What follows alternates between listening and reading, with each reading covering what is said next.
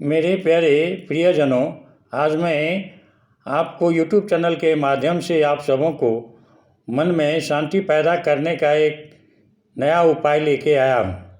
क्योंकि कौन नहीं चाहता है कि हमें सुख शांति के साथ साथ बजरंगबली की कृपा से धन बल और सुखमय जीवन जीने का वरदान मिले। तो आइए आज महावीर बजरंगबली के जयंती का लाभ प्राप्त करें, क्योंकि हमारा जीवन तभी सुखमय होगा जब महावीर बजरंगबली की कृपा हम पर बनी रहेगी।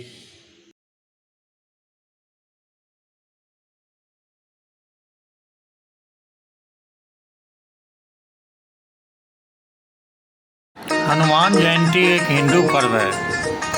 यह पर्व चैत्र माह की पूर्णिमा को मनाया जाता है। इस दिन हनुमान जी का जन्म हुआ था और वे चिरंजीवी हैं, मतलब त्रेता युग से अभी तक जीवित हैं और श्री राम जी का जाप कर रहे हैं। हनुमान जी के जन्मदिन को हनुमान जयंती कहा जाता है।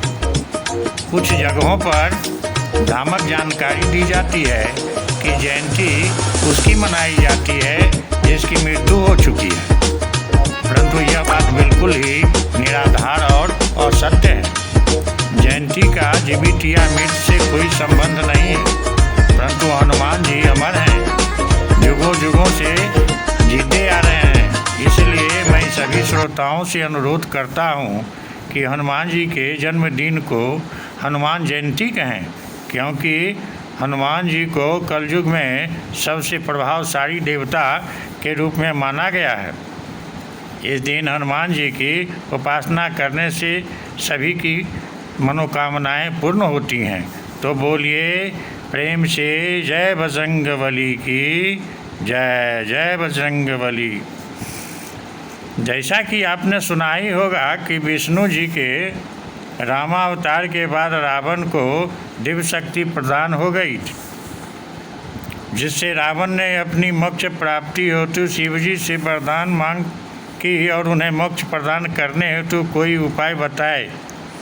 तब शिव जी ने राम के हाथों मोक्ष प्रदान करने हेतु लीला रची।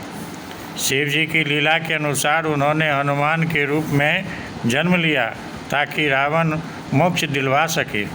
इस कार्य में राम जी का साथ देने हेतु स्वयं शिव जी के अवतार हनुमान जी आए थे, जो कि सदा के लिए अमर हो गए। रावण के वरदान के अनुसार उन्हें मृत्यु के साथ साथ उसे मोक्ष भी दिलवाया।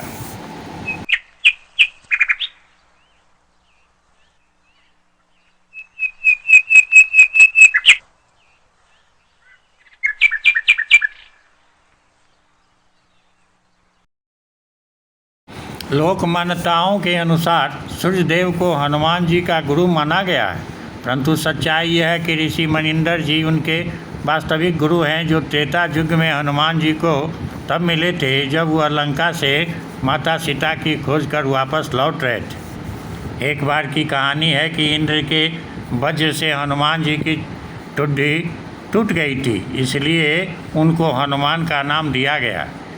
इसके अतिरिक्त ये अनेक नामों से प्रसिद्ध हैं, जैसे बजरंगबली, मारुति, अंजनी, सूत, पवनपुत्र, संकट मोचन, महावीर, कपीस, शंकर सुमन इत्यादि। हनुमान चालीसा को भक्त तुलसीदास जी द्वारा लिखा गया है, जिसे बहुत शक्तिशाली माना जाता है। सनातन धर्म में हनुमान जी की वीरता, भक्ति और साहस की प्रतिमूर्ति माना जाता है। अतः हनुमान जी का प्रतिदिन ध्यान करने से और उनके मंत्र जाप करने से मनुष्य के सभी भय दूर होते हैं, क्लेश मिटते हैं। इनके गंभीर भावों पर विचार करने से मन में श्रेष्ठ ज्ञान के साथ साथ भक्ति भाव की जागृति होती है। साल में हनुमान जयंती 2 बार मनाया जाता है। एक जयंती भगवान हनुमान के जन्म का प्रतीक है, जबकि दूसरी आत्माओं पर उनकी जीत का प्रतीक है। अतः हनुमान जी के जयंती पर भक्तों को उनसे प्रार्थना करना, आरती करना, मंत्रों का जाप करना और भगवान हनुमान को समर्पित एक भजन हनुमान चालीसा का पाठ करने के लिए मंदिरों में इकट्ठा होते हैं। कुछ लोग तो इस दिन उपवास भी रखते हैं और घर पर विशेष प्रार्थना करते हैं। धार्मिक मान्यताओं के अनुसार हनुमान जी का जन्म झारखंड राज्य के गुमला जिले के अंजन गांव की एक गुफा में हुआ था। मान्यता है कि अंजन गांव में ही माता अंजनी निवास करती थी और इसी गांव की एक पहाड़ी पर स्थित गुफा में राम भक्त हनुमान का जन्म हुआ था। भगवान इंद्र के वज्र से हनुमान जी की ठुड्डी टूटने का भी एक कारण था। वह यह था कि एक दिन इनकी माता फल लाने के लिए इन्हें आश्रम में छोड़कर चली गई। जब शिशु हनुमान को भूख लगी तो वे उगते हुए सूर्य को फल समझकर उसे पकड़ने के लिए आकाश में उड़ने लगे। पवन भी तेजी से चले। सूर्य उन्हें अबोध समझकर जलने दिया। हनुमान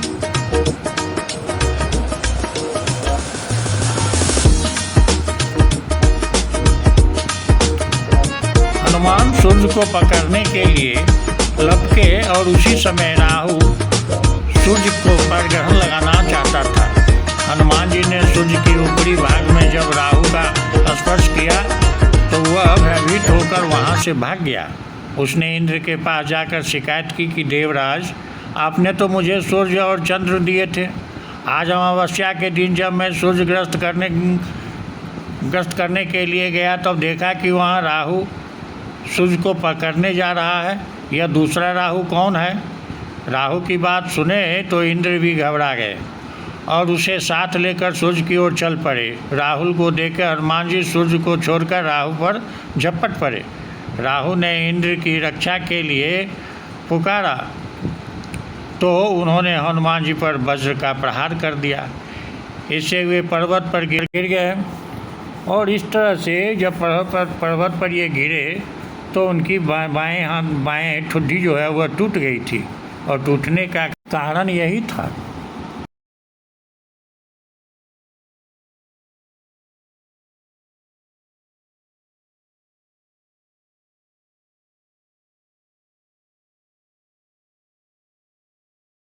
अब मैं पूजा करने की विधि के बारे में बताने जा रहा हूँ। बजरंगबली को खुश रखने के लिए भी उपाय कुछ किए ही जाते हैं। उस उपाय में भी आपको ध्यान ही रखना है कि सबसे पहले प्रसन्न करने के लिए पीपल के पत्ते का उपयोग, नारियल का उपयोग, ये दोनों चीज़ का करना बहुत ज़रूरी है। जैसे पीपल के पत्ते हनुमान जी को प्रसन्न करने के लिए मंगलवार और शनिवार के दिन बजरंगबली को पीपल के पत्ते अर्पित आप कर सकते हैं। दूसरा है यही पीपल के पत्तों का आप माला भी बना सकते हैं। मंगलवार और शनिवार के दिन सुबह ब्रह्म मुहूर्त में उठकर 11 पीपल के पत्ते तोड़ लें और माला बना के इन्हें चढ़ावें।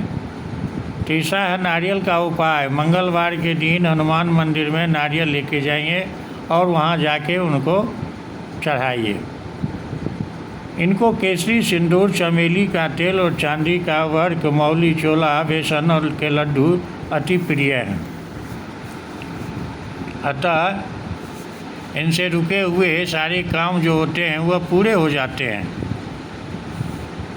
तो आज का यह वीडियो यहीं समाप्त होता है। अब मैं श्री हनुमान जी की आशीर्वाद तथा आपकी कृपा से विदा लेना चाहते हैं। बस इंतज़ार केवल आपके लाइक और सब्सक्राइब के हैं। तो जय बजरंगबली, जय बजरंगबली, जय जय श्री राम, जय श्री राम, जय श्री राम।